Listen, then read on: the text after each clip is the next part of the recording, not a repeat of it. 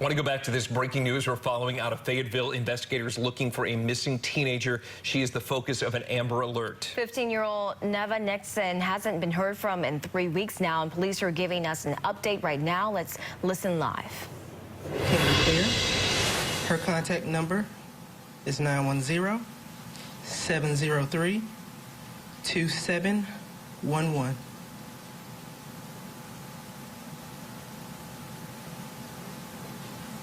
Yeah, so at what point was it updated to an Amber Alert? What criteria had we met for that?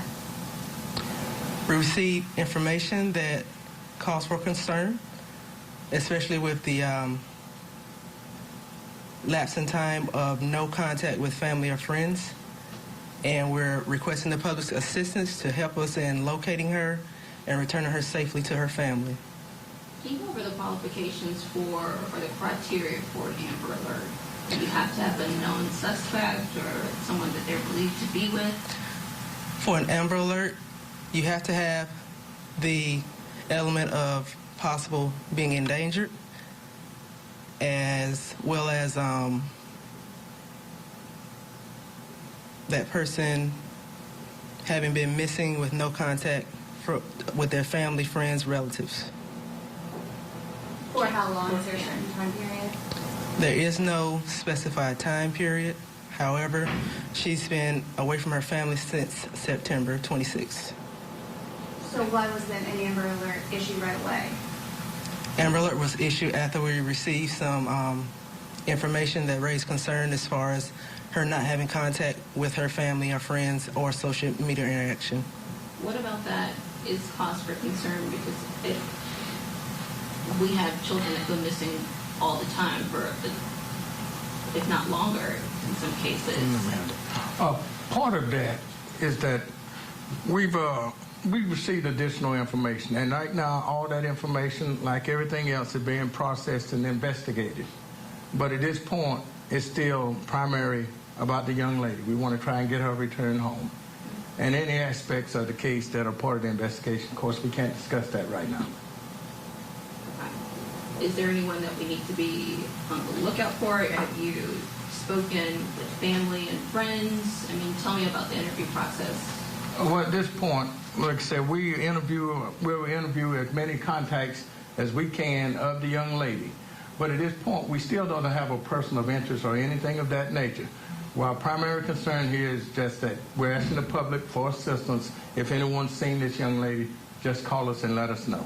What do we know about the 24 hours before she went missing? Was it a normal day at school? Did she return home? I mean, who discovered her? When we do things like this, that's all part of the investigation itself, and we don't want to discuss that at this point. And she's listed, remember, she was originally listed as a runaway. Right. And then it got upgraded to endangered on October 3rd, and now... Yes. So can you discuss the difference between someone being endangered, missing, and then an Amber Alert? We're just trying to get some context here. Okay, when someone is reported as a runaway or missing, if they're reported as a runaway, then we're saying that they voluntarily left on their own.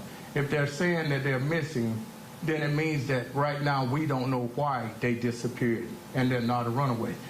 But if we then say that they're endangered, it means we may have come across some information or we have reason to believe that their health or their welfare could be endangered this time. When was the public first alerted that she was even a runaway or missing? On September the 26th. We originally sent out October 3rd, right? October 3rd, the original press release was done. Why wasn't something sent out as soon as she was reported missing? Sometimes there's information that might lead us to believe that maybe this isn't a runaway or this isn't a missing person, and we have to do an investigation and confirm it.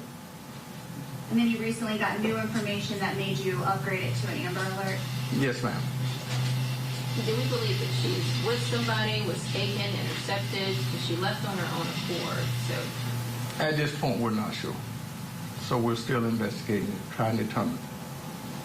What school did she go to? She goes to Westover. Westover? Yes. What grade? She's 9th grade. where do you move on from here? What's the next steps in the investigation? Well, that's why we're here today. We're asking the public for assistance.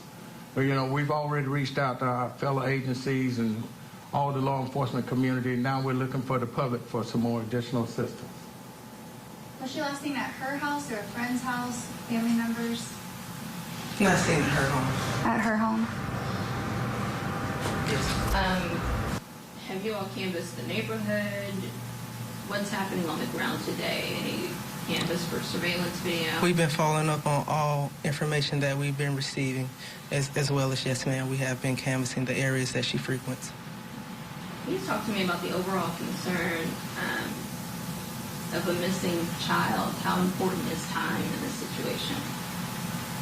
There are certain factors behind why certain juveniles do go missing, and we have to take into account those factors as well before we proceed forward to our next phases of the investigation.